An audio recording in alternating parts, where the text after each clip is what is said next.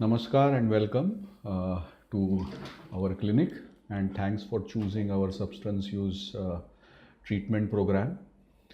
This is part of the disease education series that we always have. So today we'll be talking about substance use disorders, how they happen.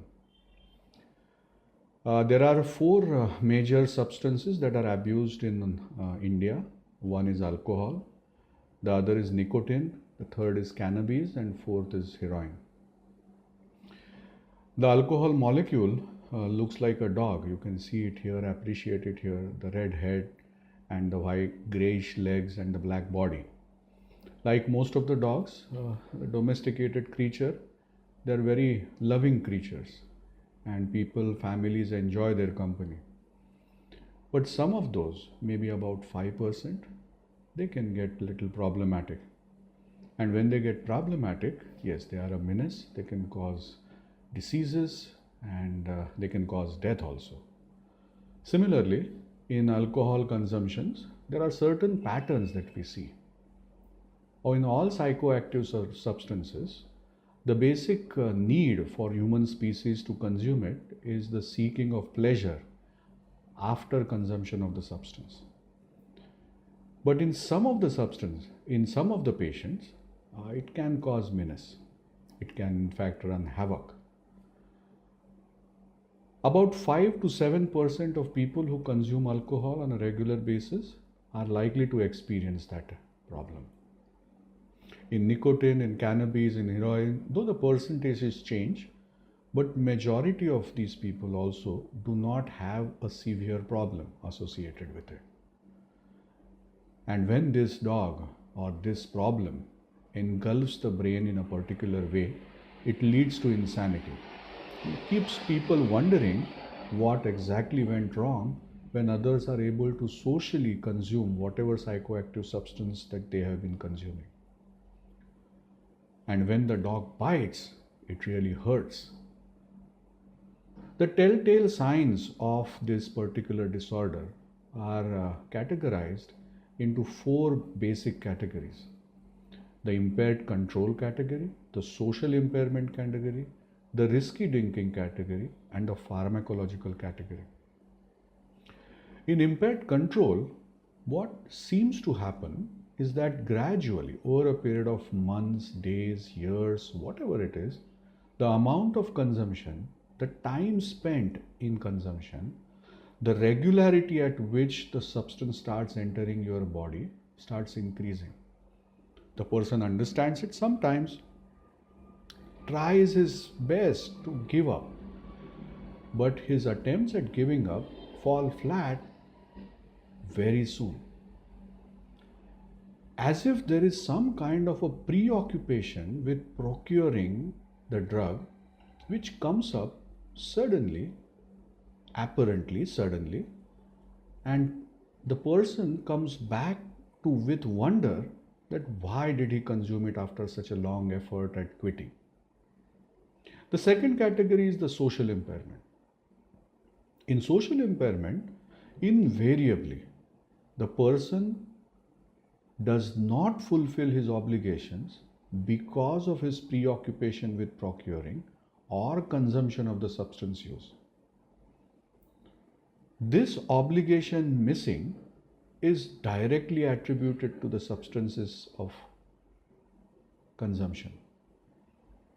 There is unsurmountable need to get the substance, and when that happens, the person is not willing to listen to anybody.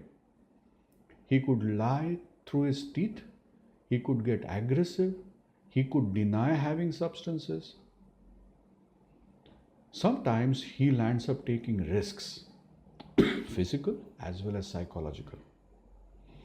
In physical risks, he might drive after the consumption of the substance and make him vulnerable for accidents. In psychological risk, the relationships are at stake. Then there are pharmacological criteria. For the same amount of pleasure, the amount that is required starts increasing. And if he doesn't consume the substance, there is tremendous restlessness. That is called the withdrawal syndrome. The disease is categorized again into mild, moderate, and severe. If of the above 9 criterias, 2 to 3 are present, then it is a mild substance use disorder. If 4 to 5 are there, then it is moderate. And if more than 6 are present, then it's a severe disorder or dependence. The substance use disorder goes through an addictive cycle. What is an addictive cycle? The stage of the addictive cycle is the ventral tegmental area or the nucleus accumbens. Now, where exactly is this area in the brain? If you poke a pin above my ears and above my eyes, then the likely place where these pins will intersect is the exact area. And it is this area which gets affected differently in a person who is likely to have a problem drinking. If that area is affected, then usually the person shows these 3 different stages: binge and intoxication, withdrawals and negative affect, and preoccupation and anticipation. Now, these 3 stages are not distinct stages, they are overlapping. They do not necessarily happen one after the other, but they are more likely to be intermixed. So, let's see what is binge and intoxication. After consumption of the substance, the person at the first time feels euphoric. With repeated exposures, the euphoria seems to lessen and he starts feeling good with the same amount. And later on, in fact, he starts consuming to escape the dysphoria, the discomfort that is there if he doesn't consume. All these 3 changes happen because of certain anatomical and physiological changes in some brain reward regions. Withdrawals and negative affect. When the person doesn't get his drug, he feels low on energy. Later on, it changes into low on excitement, and even after that, he positively feels depressed, restless, or anxious. These changes also happen because of certain changes in the brain, anatomical and physiological.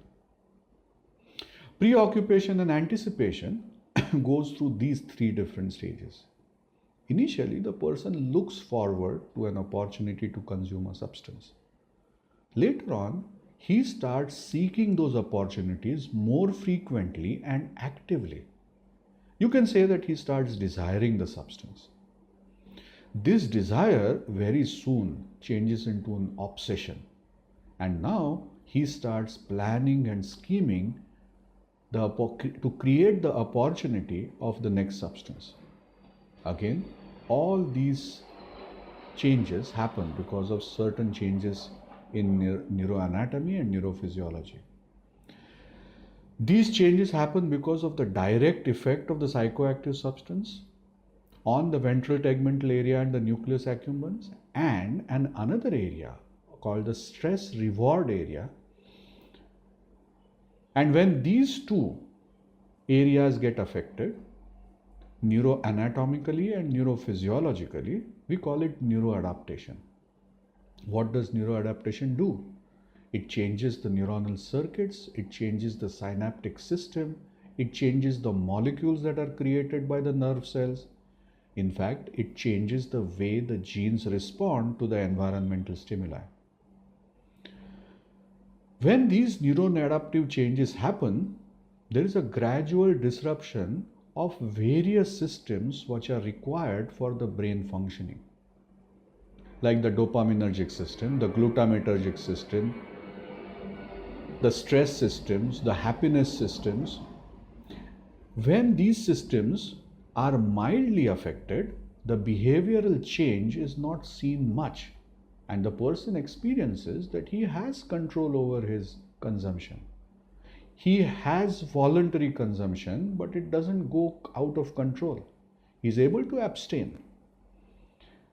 With frequent exposure to the drugs, the disruption starts increasing and there is a gradual change in the pattern of consumption as well as the behavior.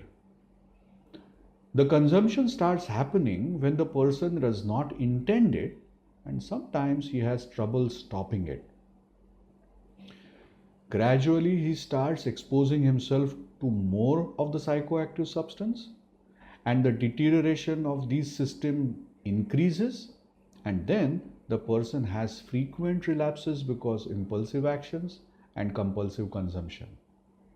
The person tries to rationalize his drinking or a consumption of the psychoactive drug, and biological, psychological, and social damage starts happening in the person's life. With every exposure, there is more neuronal adaptation, and the person is sucked into his own disease. The basic players in these changes: one is the dopamine, which is the outcome, beta endorphins, which are the pleasure chemicals. But there are multiple systems. It's not only that the disorder is restricted to those 2-3 substances that I spoke about, but there are multiple substances in the brain. And look at the areas that are covered. You can see the whole of thinking cortex, emotional cortex being affected. This is the glutamate pathway affecting the emotional cortex and the decision making part of the brain. This is the dopaminergic system, which is affecting the emotional cortex as well as the planning, scheming cortex. This is the serotonergic system, which is mainly associated with the emotions, satiety, and the decision making that follows. This is the cannabinoid receptor system, which is again associated with insight, awareness of having a problem, genuine awareness of having a disease. Though the substances affect the whole brain, the areas which decide probably that this person is going to have a disorder associated with the psychoactive substance is restricted to the prefrontal cortex, nucleus accumbens, arcuate nucleus, and the ventral tegmental area. It is as if in diabetes, the blood sugar is raised in each and every artery, but still it is the pancreas which are at a fault. So this precisely is the area where the body reacts differently to the frequent exposure of the psychoactive substance.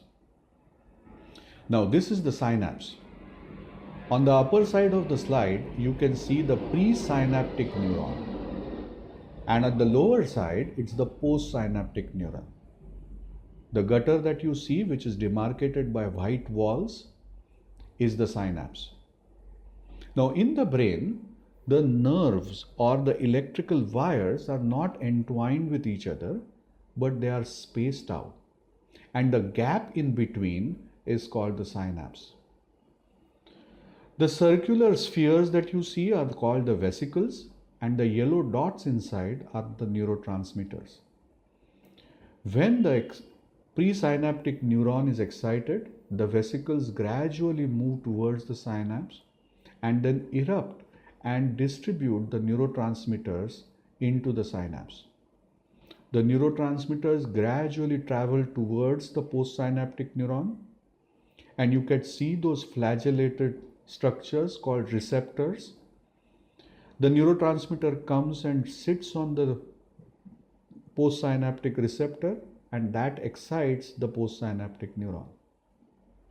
That's the way the electrical communication happens. The psychoactive drugs cause a lot of interference in the synapse.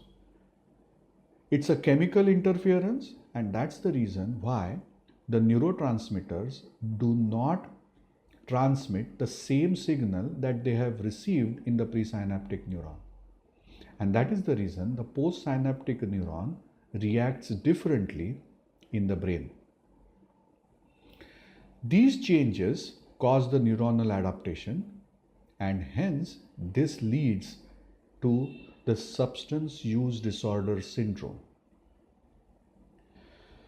In short, the psychoactive substance induced neuronal changes lead to various cascading changes in the synaptic signaling and communication between the neurons because of the interference, the chemical interference caused. Depending upon the areas that get affected, there are changes in the learning, memory. There is glutamatergic enhancement or upregulation in certain areas, which leads to affected drug cues.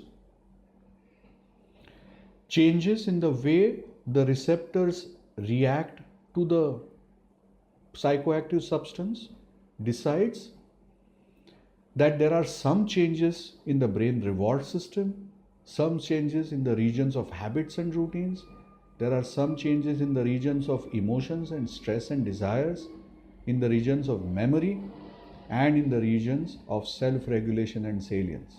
All these changes lead to the behavioral complex of addiction. Friends, that's the reason why this is not insanity, madness, but it is because of the neuroadaptive changes that are brought about by the psychoactive substance in the brain neuronal circuits. So the person who shows this behavioral complex is not a bad person, is not a mad person, but is a sick person. The external agent has caused some neuronal changes which are as physical as any other physical disorder. But unfortunately, the person is oblivious of these changes. And the brain keeps on reacting in a particular way, and the person gets sucked into the disease. This is how the behavioral complex of addiction, which appears to be unreasonable but true. The person requires help.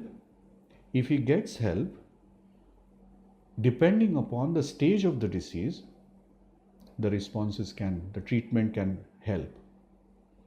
The earlier you catch this disease, better are the outcomes. Better is the insight of the individual, better are the outcomes. Depending upon the psychoactive strength of the substance of consumption, the outcomes change. But there is help available, treatment is available, and there are many people who, after taking treatment, are leading a very nurturing life with their families and friends. Thank you very much for your time, and I wish you best of luck for your treatment.